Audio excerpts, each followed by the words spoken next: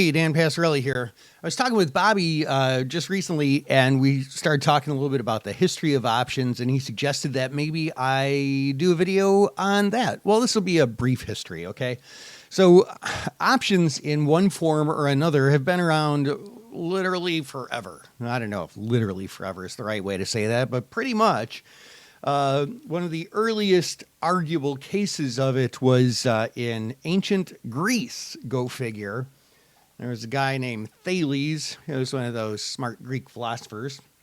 And he, was studying weather patterns and all that business and believed that it was going to be a bumper crop year for olives. And so he went around and he made deals with all of the olive presses in, the town. I don't know what it was, Athens or whatever, I guess. And maybe it was the whole country. I don't know.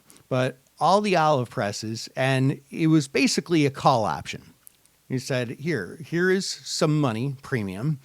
And I have the right to use these presses before it's offered to anybody else.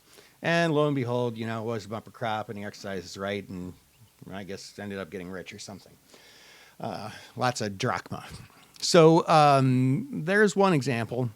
Fast forward to the 1600s, and common people traded options, calls, on Dutch tulip bulbs. This is in the Netherlands. There was just a tulip mania, a craze. They couldn't get enough of these tulip bulbs that were imported from somewhere in the Middle East, if I'm not mistaken.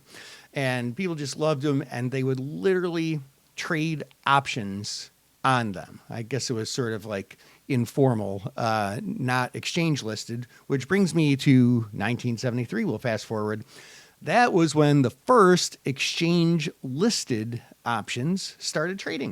1973 on the Chicago Board Options Exchange. And a lot of people don't say the name of that right. People say Chicago Board of Options Exchange or something like that. It's called the Chicago Board Options Exchange because it was born out of the Chicago Board of Trade. It spun off of the Chicago Board of Trade.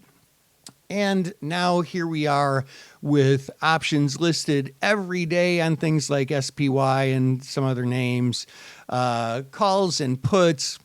There's over 4,500 different stocks or ETFs that have options listed on it.